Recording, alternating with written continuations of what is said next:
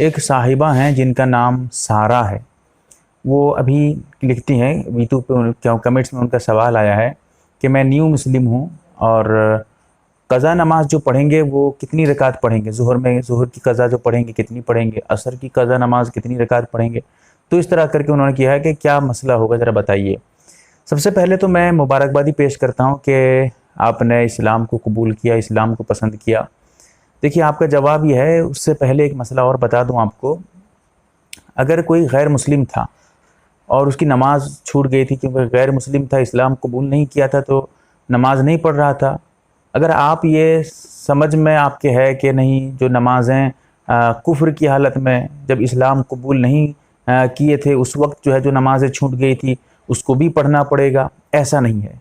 اسلام قبول کرنے کے بعد اگر آپ سے نماز چھوٹے تو پھر قضا پڑھنی پڑے گی، اور نماز چھوڑنا اس وقت پھر حرام ہے، گناہ کبیرہ ہے اسلام قبول کرنے کے بعد. لیکن اگر اسلام قبول نہیں کیا گیا تھا، اس سے پہلے کوئی نماز آپ کی چھوٹی ہے تو اس نماز کو پڑھنے کی ضرورت نہیں ہے. اب وہ قضا نماز ضروری نہیں ہے آپ کے لیے. اب رہی یہ بات کہ اگر اسلام قبول کرنے کے بعد کسی کی نماز چھوٹ جاتی ہے تو وہ کتنی رکعت نماز پڑھے گا. فجر کی نماز کا مسئلہ ذرا الگ ہے. فجر کی نماز اگر آپ کی چھوٹ جاتی ہے اور اسی دن آپ ادا کرتے ہیں، جس دن نماز چھوٹی ہے فجر کی، تو آپ جو ہے 2 رکعت سنت بھی پڑھیں گے اور 2 رکعت فرض بھی پڑھیں گے اگر آپ زوال سے پہلے ادا کرتے ہیں. اور اگر آپ زوال کے بعد ادا کرتے ہیں، اسی دن ادا کرتے ہیں یا اس کے بعد کسی بھی دن ادا کرتے ہیں، تو ایسی صورت میں صرف 2 رکعت فرض نماز پڑھیں گے فجر کی. اس کے علاوہ کچھ سنت وغیرہ نہیں پڑھیں گے، ہے بھی نہیں، قضا صرف فرض نماز کی ہے.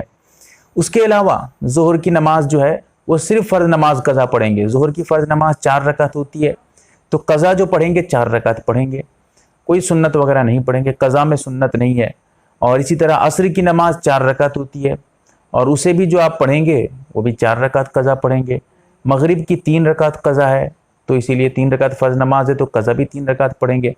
عشاء میں ذرا سمجھنے کا ہے، یہاں بھی لوگ غلطی کر جاتے ہیں کہ عشاء میں جو ہے صرف 4 رکعت قضا کر دیتے ہیں. 4 رکعت قضا تو کرتے ہیں، ٹھیک ہے عشاء کی نماز ہے وہ، لیکن وطر کی نماز جو نماز وطر ہے، وطر نماز جو ہے وہ بھی ضروری ہے، اس کی بھی قضا ہے اور وہ 3 رکعت ہے. یعنی عشاء کی 4 رکعت قضا کریں گے، قضا نماز پڑھیں گے، اور وطر نماز 3 ہے تو 3 رکعت اسے بھی پڑھیں گے کیونکہ وہ واجب ہے، اس کی بھی قضا ہے اور ضروری ہے اس کو بھی پڑھنا.